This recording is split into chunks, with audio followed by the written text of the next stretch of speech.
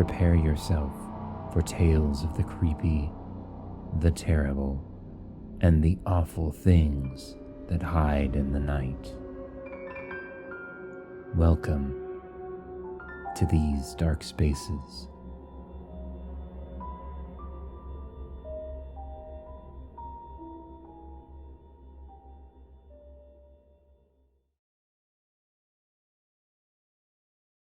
Under lock and key. Jane woke up in complete darkness, disoriented and with a throbbing headache. Her hands were bound together and her body ached as if she'd been lying on a cold, hard surface for hours. Panic surged through her as she struggled against the restraints, her mind racing, trying to figure out where she was and how she'd gotten there. She remembered leaving work, waving to the cute waiter on the way out, and taking out her keys to unlock her car. But then, nothing. Her memories just stopped, and the next thing she knew, she'd ended up here. As her eyes adjusted to the dim light, she realized she was in a small, dank room. The walls were stained with what appeared to be blood, and the putrid smell hung heavy in the air. The only light in the room was emerging from a single bare bulb in a socket high on the wall, its weak light not even enough for her to see beyond a few feet. The wall next to her was rough cinder block that was beginning to crumble a bit from age and seemed to stretch off into the darkness forever in either direction. Jane leapt to her feet, but dropped just as quickly, crying out in pain. It was only then that she noticed her left foot, covered in purple and yellow bruises, swollen and tender to the touch. Broken, she suspected. Yet another mystery. Out of other options, Jane began to scream for help. Help me, please! Anyone? Can anyone hear me? She repeated over and over until her voice started getting hoarse. She listened, but still the only sound she heard was her own breathing, the tears rolling down her face, dripping silently to the floor, each reflecting from the light above. She sobbed, her whole body shaking with grief for what seemed like hours. The rough ropes that bound her wrist had already started rubbing her skin raw from her struggles, and she could feel the burn each time she moved. Exhausted and defeated, she laid back down and slipped into a fitful sleep. Her dreams were disjointed. First, she was in a completely white room, the walls covered in doors. When she opened any of them, however, she only found a brick wall blocking her path. Then it shifted to her being outside in a heavily wooded area. She could almost smell the heady scent of the pines and feel the crunch of dried leaves under her feet. Then the first shock came, coursing through her body, and she was knocked off her feet. Jane landed hard in the grass and felt the skin on one of her arms burning. She frantically rubbed it, trying to make it stop, her heart racing. A loud bang from somewhere above her mercifully ripped her from her nightmare. She briefly forgot where she was for a few seconds after waking, but was quickly reminded when that putrid smell hit her nose before she even fully opened her eyes. She heard a few soft beeps from off in the distance to her left, deep in the shadows where the meager bulb couldn't penetrate. A door opened, and the figure of a large man was silhouetted against the bright light that streamed from behind him, so bright that Jane had to cover her eyes. Well then, look who's up. I was wondering how long it would take for that medicine to stop working. The man's outline disappeared as he closed the door again, his footsteps echoing across the room, heavy boots thumping hard on the cold floor as he grew closer. Please, please. Just let me go, I promise. I won't tell anyone anything. Please, please, please. The man stopped and let out a little chuckle. I'm sorry, Jane, but I can't do that. You know I can't. The sooner you come to grips with that, the better. Sobs once again racked her body as she fell back down to the floor, curled up and repeating, Please, please, please. over and over. The man walked closer, stepping to the edge of the pool of light just enough so that Jane could see the glint of something in his hand. Now, be a good girl and let me give you this. He held out the syringe. And you'll feel much better. Panicked, Jane pushed away from him with her good leg, trying to put as much distance between them as possible. But it was no use. The man ran towards her, somehow managing to stay out of the light, and was on top of her before she knew it. I didn't want to do this the hard way, Jane, he said as he slammed her bound wrists down to the floor beside her and used his full weight to pin her legs. She tried to fight, but couldn't get free of his hold.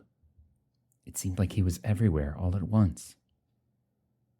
She felt a sharp prick in her arm, and the man leapt up, releasing her. He was backlit again, and Jane couldn't make out any of his features, but there was something familiar about him. But the medicine took hold before she could figure it out, and she slipped into unconsciousness. Jane awoke with a start, not sure how much time had passed since the man had attacked her. She looked down and noticed that her ankles were now bound too, the same rough rope digging into her skin, and her broken left foot radiated with a dull ache. She was still in the room and now was even more trapped than before. There was a new smell now, though, something harsh and acrid. Again, she couldn't quite place it. Her mind was still foggy from whatever he'd given her. She thought, and remembered the door. If she could just make it over to it, maybe she could get it open. Jane turned over onto her stomach and began inching along the floor on her elbows and knees. Each movement sent a new shock of pain through her broken foot, but she continued on, determined to make it there before the man returned again. Finally, after what seemed like an eternity of crawling through the darkness, she collided with a wall. Her arms ached, and her elbows and knees were bruised from striking against the floor over and over. But she was there. She sat momentarily, relishing the relief, before starting to feel along the wall for the door. She knew about where it was in reference to the small pool of light that one bulb cast still far across the room, but not exactly. Small, sharp edges of cinder block wall scraped her fingertips, but she ignored it and continued her search. Finally, her hand slid over a smooth surface, and she moved up and felt the cold metal of the handle brush against her hand. Jane excitedly grabbed the handle but stopped short, realizing that she didn't know if the door opened in or out. She also didn't know what she'd find on the other side of this door, and she needed every advantage she could get to escape from here. In. She was pretty sure at least. Jane slowly pulled the handle down, trying to draw as little attention as possible. But it didn't open. She wrapped the fingers of both hands around the handle and leaned back, putting her full weight into it, thinking maybe it was just heavy. But it still didn't move. Locked. Then she remembered the beeps. It must be locked from the outside by a keypad or something. With no other alternative, she began banging on the door and screaming a loud primal scream. All she knew was rage. She didn't even hear the beeps on the other side of the door or see the handle move down as the door opened again. A man burst through the door, but it wasn't the same man as before. This man was smaller and seemed more frail. Now, Jane, He started, but that was as far as he got. Jane leapt towards him, ignoring the searing pain in her foot, and collided with him, both of them falling to the floor. She started pounding his face with her bound hands, each blow landing with a heavy thump. Then a large hand reached out and grabbed her by the shirt, pulling her away from the smaller man. She writhed, trying to avoid this larger man's grasp, but it was no use. He wrapped his arms around her and held her tight. The smaller man stood up and removed something from the pocket of his coat. Jane sobbed, defeated once again, and felt the sharp prick of the needle as it once again pierced her skin. She felt the man's grip loosen as the medicine took hold, and she began to slip into unconsciousness.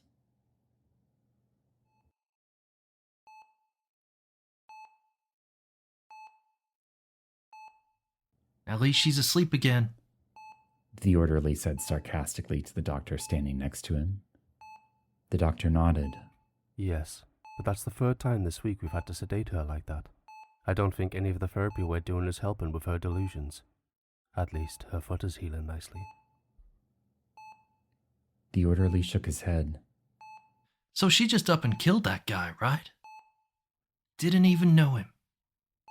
How messed up is that? He turned to walk away, leaving the doctor alone in the room with Jane.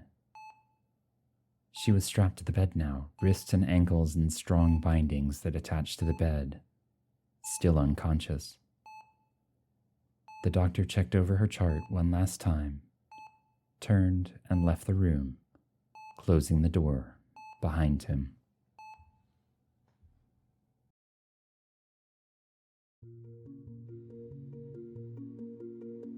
Thank you for listening to These Dark Spaces. We hope you enjoyed this story. You can find out more about us at thesedarkspaces.com or follow us on Twitter at thesedarkspaces. If you've enjoyed listening, please subscribe, rate, and leave a review on your favorite listening platform. Until we meet again, stay vigilant, keep your senses sharp, and your mind open.